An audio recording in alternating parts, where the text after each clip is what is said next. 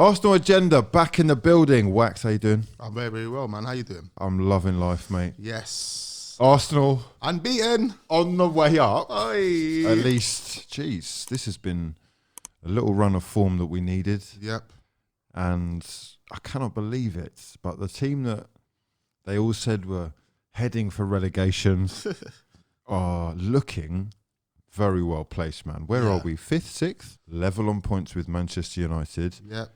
Which is interesting because they're having an awful time. Awful. And we're having a sort of great time right now. Yeah. And Yeah. we've landed slap bang together. Yeah.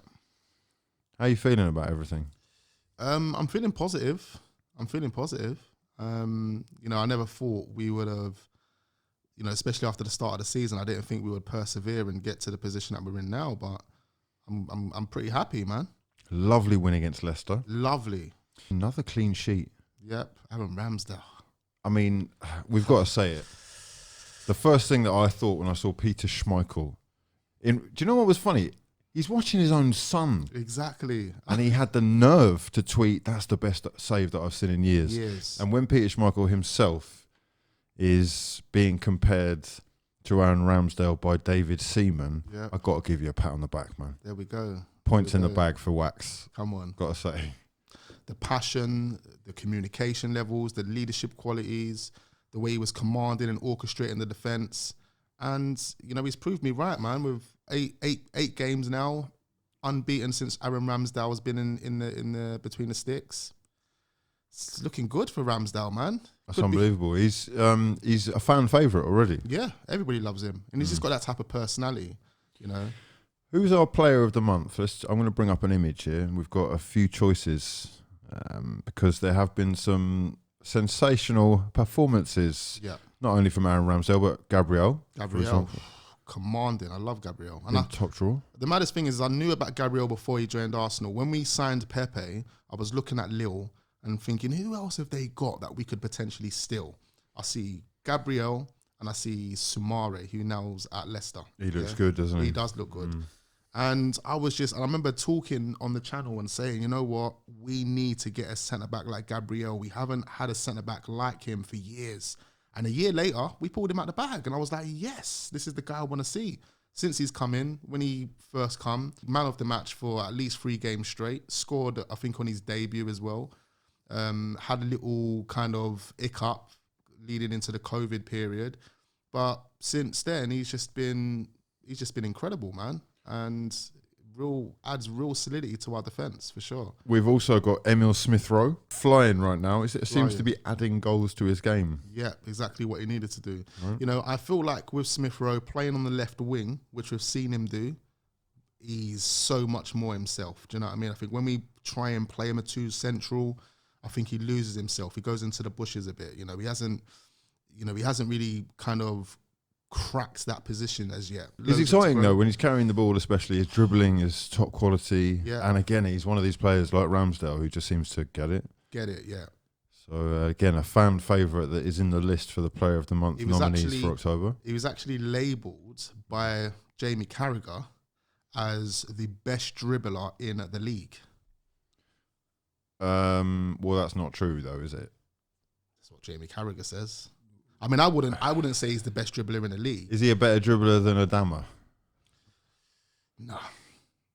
I mean, Traore is incredible when it comes to running with the ball. His end product's a bit iffy, but if you've accepted that this is sort of a project, if you've taken on board, there's a lot of new faces, and it's going to take a little while for them to get going, and it's a youngest squad in the league on average, or for 9 out of the 10 Premier League weeks we have been. Yeah. If you've accepted all that, Smith-Rowe is really something that you can sort of fall in love with because he's living every kid's dream. Yeah, 100%. He's basically, given this massive opportunity. He's risen through the ranks and is now playing with people that he will only have played with on Ultimate Team before. Exactly. It's wild. Anyway, finally, out of the list of 4 for the Player of the Month nominees for October, we've got skipper Pierre-Emerick Aubameyang. Jeez. Been leveling up, hasn't he, man? He's working hard. I like Aubameyang, man. He's an incredible striker. 7 goals this year, top scorer. Yeah. A lot of people, myself included, have questioned what he's got left, but you know, he's at least giving us effort. Yeah. I think that's a conversation he's definitely had with Mikel Arteta over the past couple of months. Right. About ethic, work rate, trying to do it for the team. You know, he's the captain, you know, so he needs to be setting from the front, leading by example. It's only right that he puts in this work, you know what I mean? But I'm impressed with Aubameyang and what he's been offering the team overall. All right, well, we got to talk about it because, you know, it is something that's been on my mind a little bit, especially when you're seeing Saka flying absolutely immense, electrifying, you know, decision making is just nano speed. Yeah, it's incredible. And with the impact that he's having, and of course the run of wins or unbeaten run that we've gone on now, it's made me think Pepe is in real trouble. He's struggling to really solidify himself. He's not really looking like he's progressing much.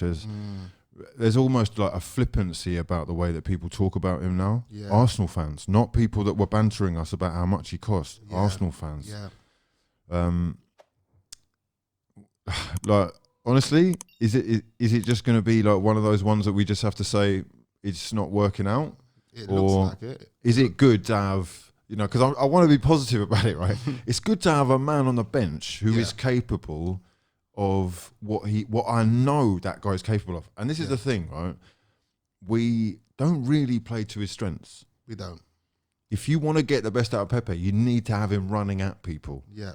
But, you know, on the flip side of that, when he is given the opportunity, he's not doing himself any favours, man. No. Like I'm thinking like out of 99 times out of 100, he is cutting back.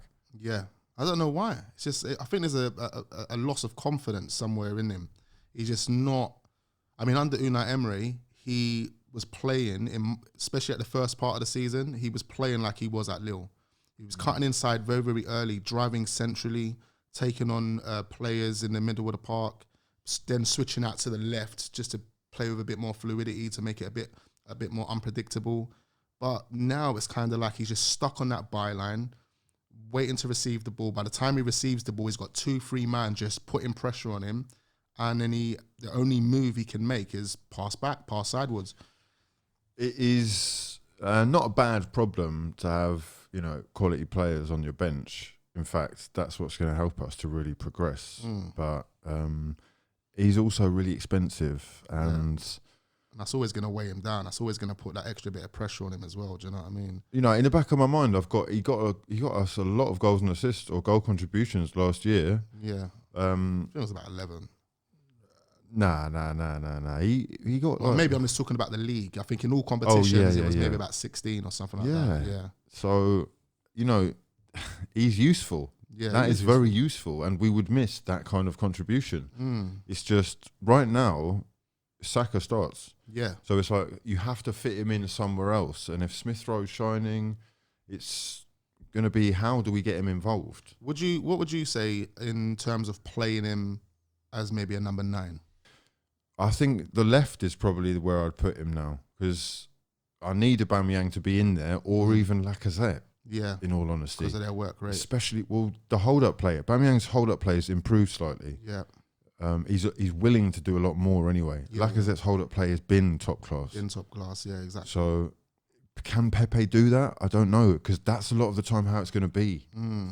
They're sitting low with a deep low block, and honestly, you sort of got to pass your way around that and be able to work off a man. I'm not sure Pepe is the one for that, but yeah. Anyway,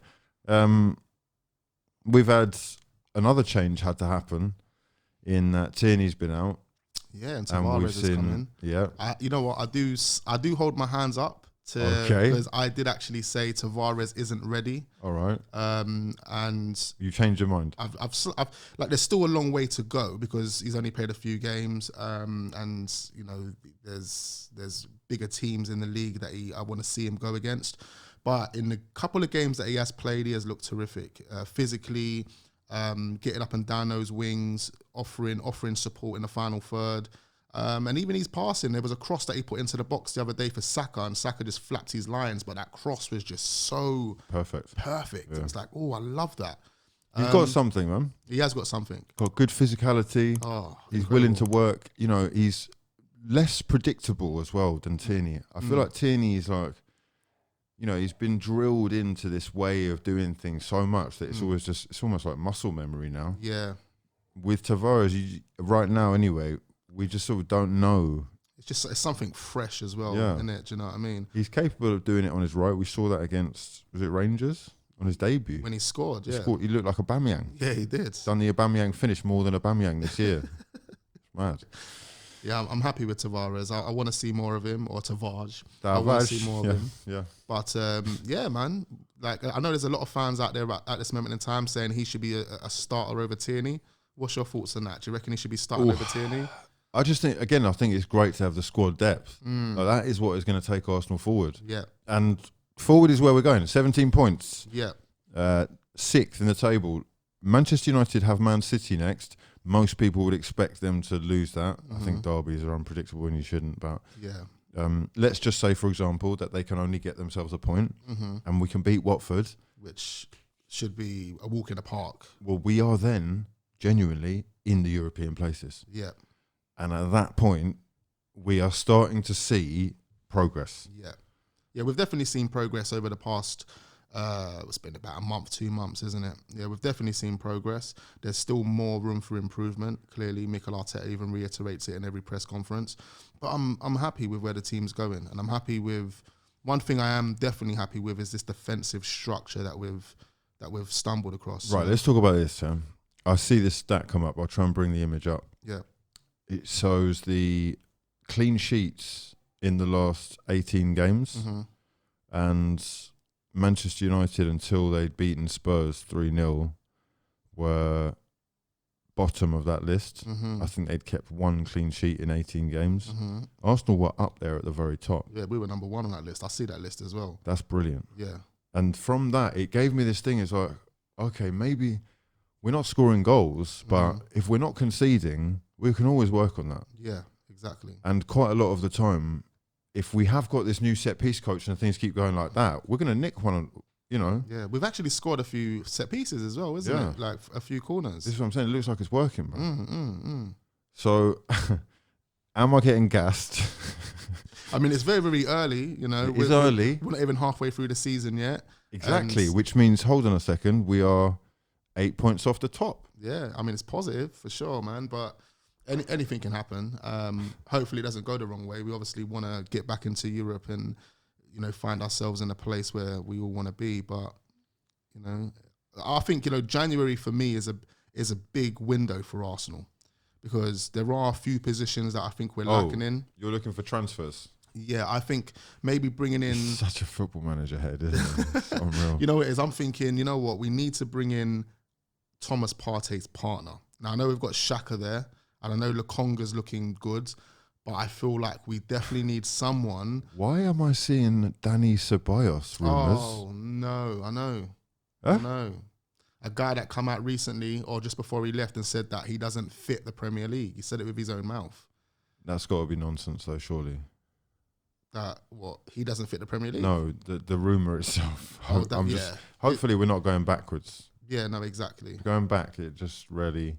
doesn't make any sense. But works. we definitely need to bring in a person that could be a real box-to-box midfielder for me. Okay. Now, I know Thomas Partey's slightly playing that role at the moment, but I think for me, Thomas Partey does his best work in that transition and when he's defending, when he's being that solidity for the defenders.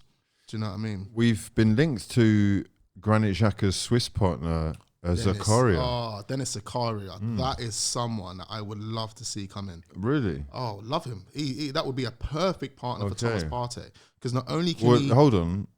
Surely that would be a perfect partner for Granit Xhaka because they play together for Switzerland. Yeah, no, I hear that, but I've just come to the conclusion that Granit Xhaka is just not the guy for us. You know, he will look good in certain moments, but I just don't think this league is suitable for Granit Xhaka to be consistent the way we need him to be. So do you think he's important to Arsenal right now? Yeah.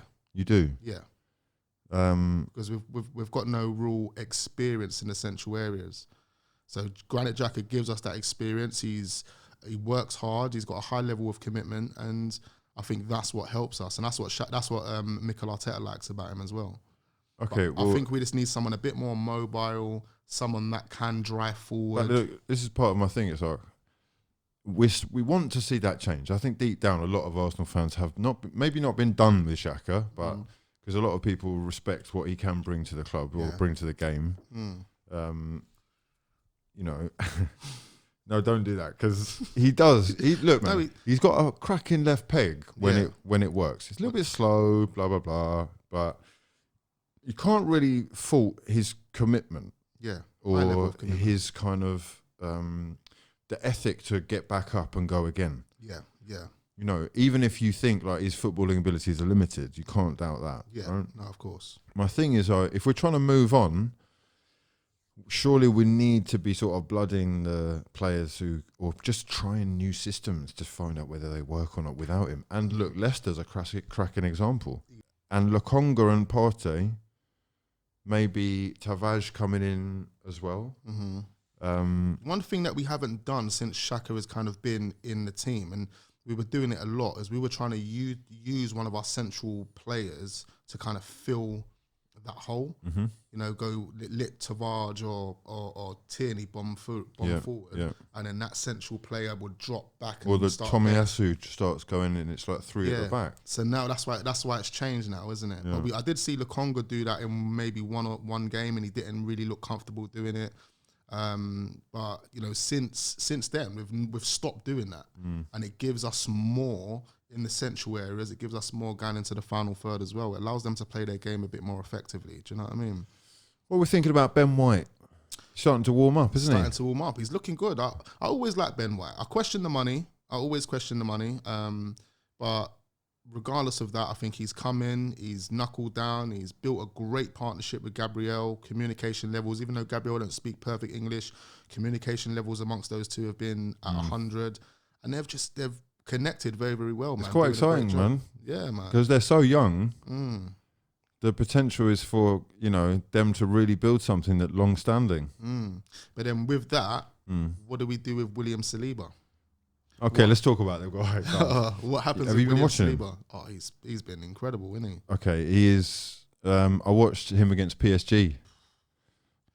Clean sheet. Clean sheet. Against Messi, He's had a few Mbappe. clean sheets this season. I think he's had 8 clean sheets. When I was sat right here, right, watching the TV, when Mbappe went through. Yeah. And to be honest, Saliba could have stepped up and just put him offside. Yeah. But he's played him on, and as a result, you got to go chase him. You've got to chase him. He goes all in. When he did that Very tackle, risky. I let out a little scream. My God. Very risky. It's mad though. It's like I see the tackle from a certain angle, and it looked like he actually got the ball. He did. He did get the ball. But then there was another angle that he got the ball, bro. He got the ball. That's one of the most world-class tackles you'll ever see in your life, bro. I said the same thing, but the maddest thing is when I saw it from a different angle, it looked like he didn't get the ball, and he put Mbappe off, and Mbappe kicked the ball to the side with his right foot. Well, the thing is, he's put his foot in the perfect position. Yeah. Basically, the ball cannot go forward after that. Yeah, yeah. He's only 20 years old. He's got another 4 years to go. That's the thing that I don't want to get too excited. There's a long way to go in that kid's career, but when I saw him going for Mbappe, I've watched him since he was 15. Yeah. I've watched that kid at the World Cup final live in person, and it was like the completion of my journey of watching this kid. It was happened in like 3-4 years. He completed the game. Yeah. To see Saliba matching him yard for yard and just bodying him. Oh, that was so special. He's the kid, man. He's the kid. And since he's been out on loan as well, he's physically grown. Yeah, like for sure. He's got faster. He seems like he's been in the gym and he's put on a bit of weight a little bit. And yeah, he's just overall developed into a really, really good player.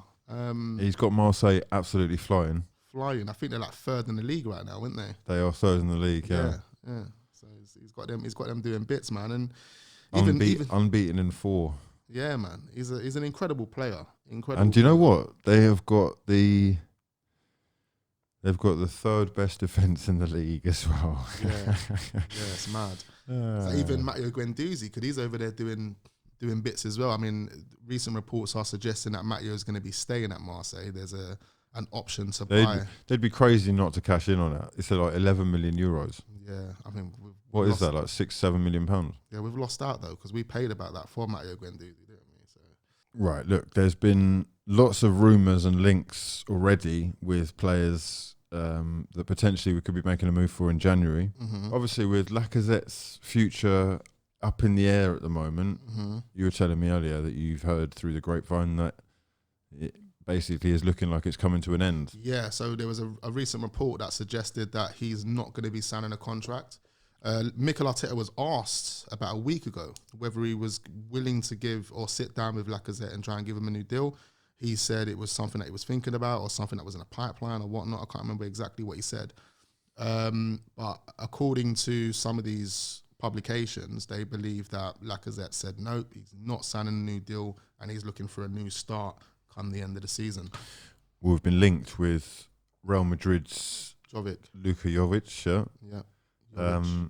Which it's a strange signing that they paid 60 million euros for him, and he hasn't really done much for Real Madrid, has he? We went back on loan to Frankfurt.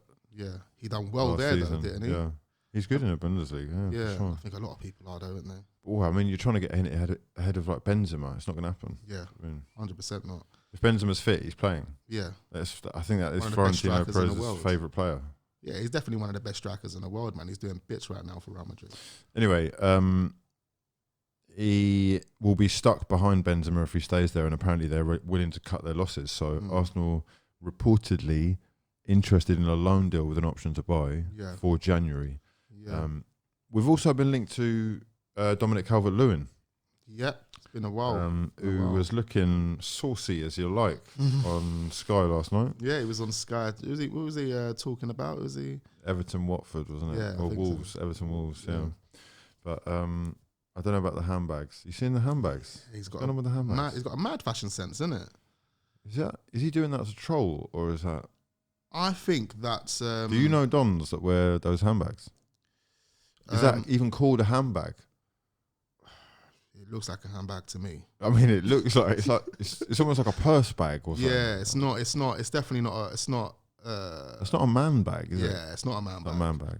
Maybe it's just endorsements for the person that's designing the bags. Oh, gotcha. Yeah, could be. Yeah. Could be his mate. Yeah, do you know what I mean? Gets a check. To get that kind of bag, you'd have to go to like the women's section.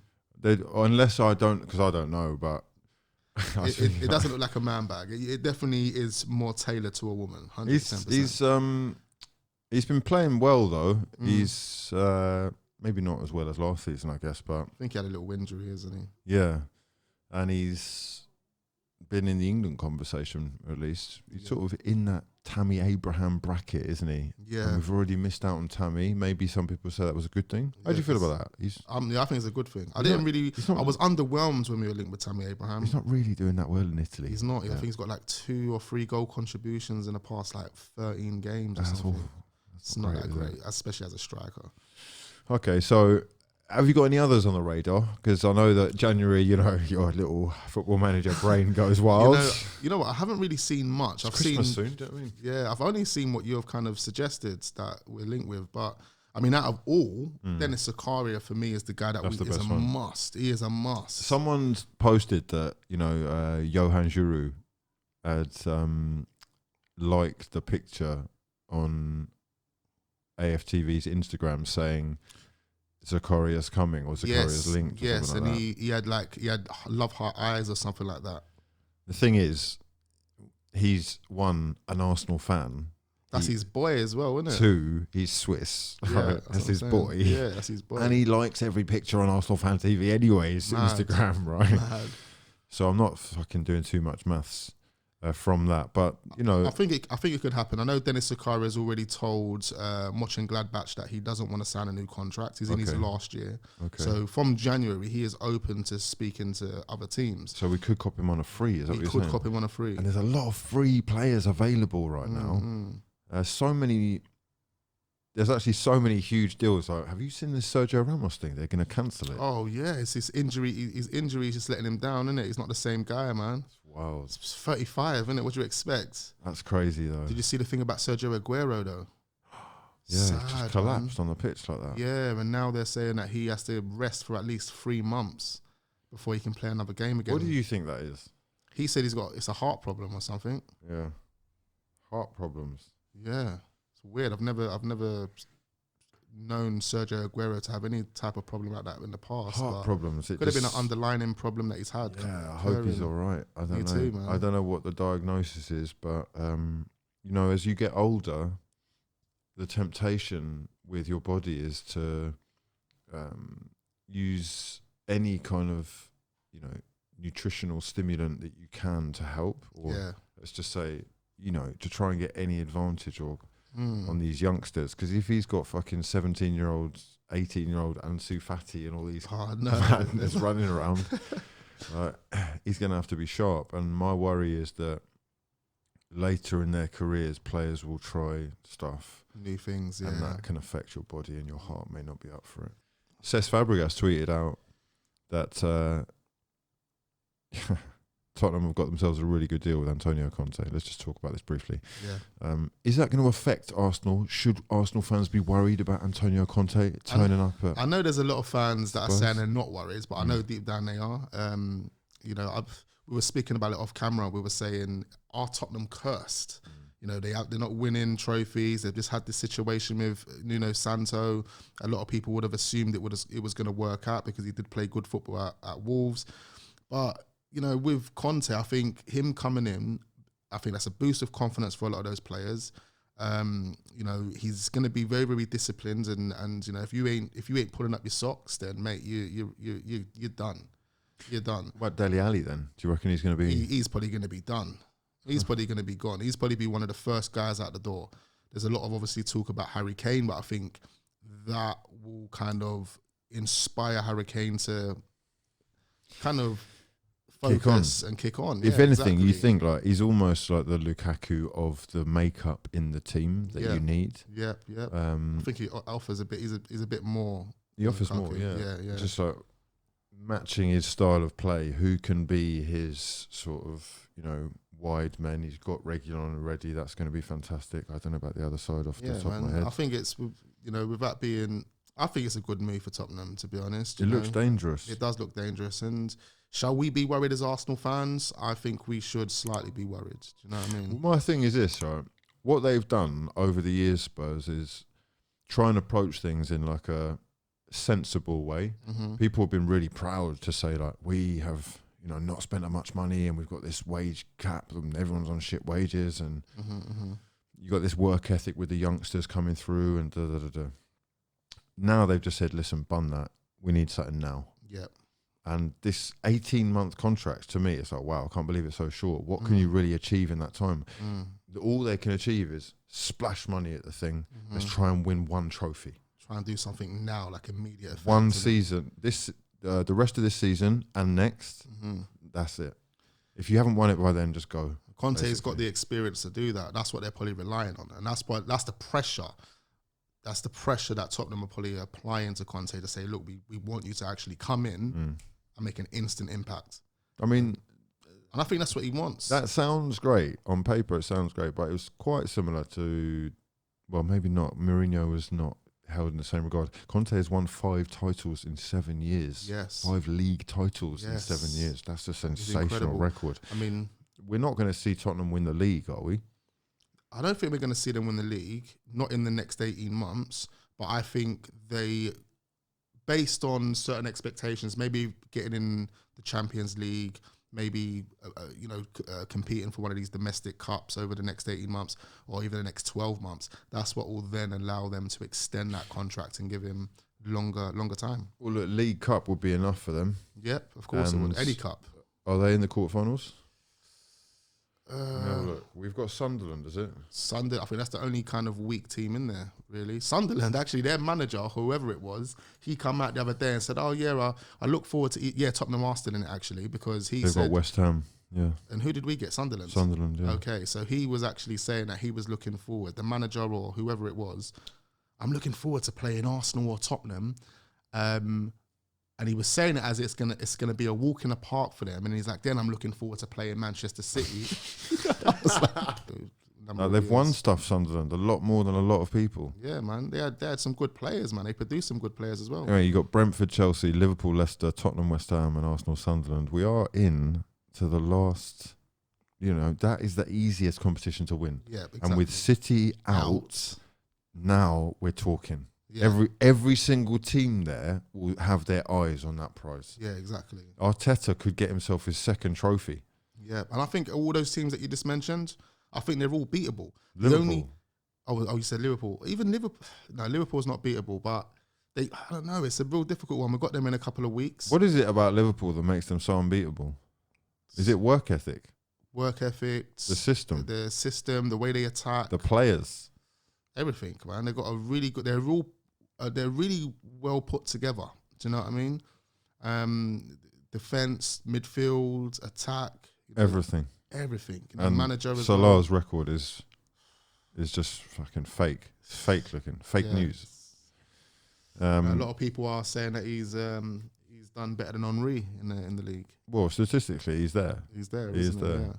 You know, and he's won league, Champions League. Mm-hmm. He's doing amazing things. If he stays, I think he's signed Is he signed the new contract? Yeah, he wants to commit. He said they're going to give him back. I don't know about that. He wants to commit. Yeah, a report that I read earlier said that he doesn't want to leave. He doesn't want to leave Liverpool ever. He wants to stay at Liverpool. And you wouldn't want let me just have a little season at Real Madrid. Go on. With the way things are going, I don't think they do these days, man. I think the Premier League is the place to be. Where the money is, isn't it? It's where the money is. It's where the most competitiveness is. Watford, we just relaxed with that one. Ranieri, we're coming, yeah? Yeah. Liverpool, Newcastle with Emery potentially, and then Manchester United. That is the biggest, and that's from the 20th of November, 27th of November, 2nd of December. Christmas could be ruined. Oh, man, I hope not, man. I hope not. It's definitely a challenge. And saying that, and back to the Conte thing just for a minute, their run of games, piss easy. Oh, they have got perfect time. Perfect time for Conte to come in and really just put his identity on that team. Let me have a look. Tottenham have got Everton, Leeds, Burnley, Brentford, Norwich, Brighton. Wow. Easy So they run. could well be like top of the league or close to it very soon. Basically. Yeah. I think that they've made a very brave decision, but they're ruthless in the way that they've reacted to the crowd who was so anti Daniel Levy. They actually were calling his name out, and I know that he's super. But that's why you had to give them what they wanted, didn't it? Yeah. You had to splash that money out. They've paid Santo 10 million. It's unbelievable. 10 million. These guys are earning more money by getting sacks than they are when they're playing the game. Honestly, man, I'm going to run this clip here. I watched this interview, or before or just as he signed, he was talking about what he was going to do with the club. Yeah, he didn't believe it himself. He genuinely didn't, and that is why deep down, even though I am worried because I know that if they splash 300 million, Tottenham can do something with Conte for sure. 100%. Deep down, though, there's a little bit of me which says it's only Tottenham. Yeah, I mean, they're always going to let themselves always have down. that little thought, but with Conte at the helm, anything can happen, man. Let us know your thoughts in the comment section below. Please do subscribe to the channel if you are new. Wax's links will all be in the description box as well. Much love to your mothers for joining us. We'll be back same time, same place next week with more fraudulence. My actual sons. For now, we've been the Arsenal Agenda.